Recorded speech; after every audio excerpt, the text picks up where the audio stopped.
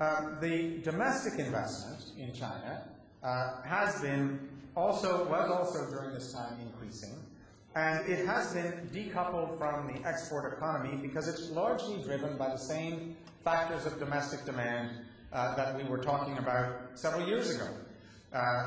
Basically, latent demand among the consuming population, demographic trends, which still sees population growth and growth in the consuming sectors in age strata of the economy, and of course the fundamental big underlying driver that keeps on going like the ever-ready bunny, which is urbanization, which while it may have taken a slight slowdown over the last year, it still has an average of 15 or 18 or 20 million people moving from rural settings to urban settings every year.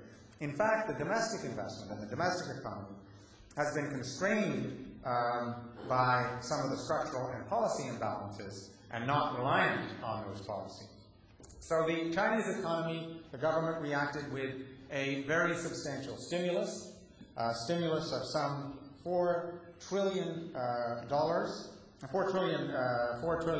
renminbi rather, of which a full 70% was in national infrastructure programs of one form or another, whether it was power grid. 5 minutes left, she said, and she's sitting behind my nameplate and saying 5 minutes left. That's because it was supposed to be, how many minutes? 17, that's right. You talk too long. Anyway, a huge fiscal stimulus package, a encouragement of bank lending, which saw something like 7.4 trillion renminbi of loans made in the first half of this year, some of which will be non-performing, but not all of which, of course, and which brings back memories of their response to the Asian financial crisis of 1997 and 98. And we've also seen a substantial, as part of these packages, shift in government policies to try to begin fixing the healthcare and social services side, which will release more of the domestic savings, and also changes in the financial market to encourage the emergence of a corporate bond market, which we've seen over the last few months, which is a very important shift in the economy. And where are we today? Well, in consumption terms, auto demand is in overdrive, housing is rebounding quickly, and much more quickly, by the way, than a lot of the Chinese themselves believe. I have a friend who runs a real estate development company in Wuhan, and in the summer of 2008, he had a very beautiful big project. He said, I'm afraid we're probably looking at a 3-year absorption rate for my project, for this project.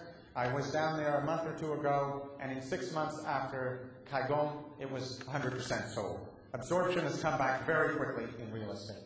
And consumer confidence is up substantially, and it's buttressed also by the fact that money is less expensive, mortgage rates are down 200 basis points, and the confidence has returned. And that actually is seeing some increase in consumer confidence, but also in pricing. Regional changes are very important. I talked about the damage along the exporting coast of the southeast.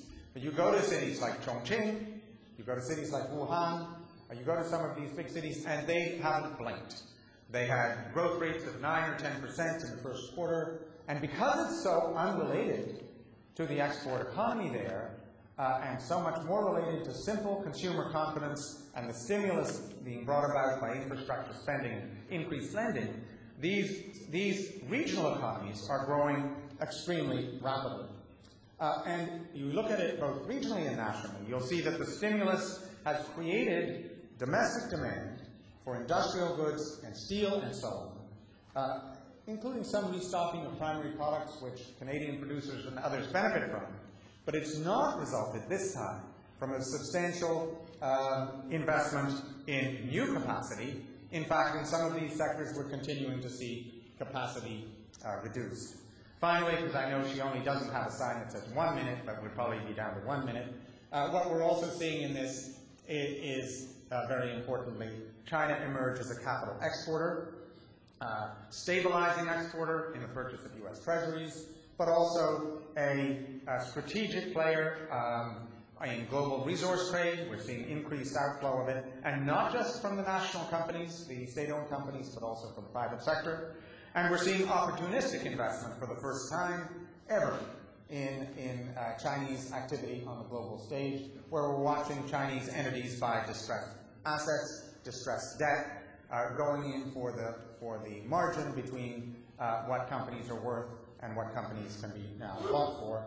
And we're also seeing, as I said, the private sector emerge, probably somewhat immature at the moment, but increasingly we're watching a China post-crisis emerge both relatively and absolutely stronger than before, unleveraged, better balanced, and better positioned to play a very substantial role in the economy of the next 10 years. Thank you very much.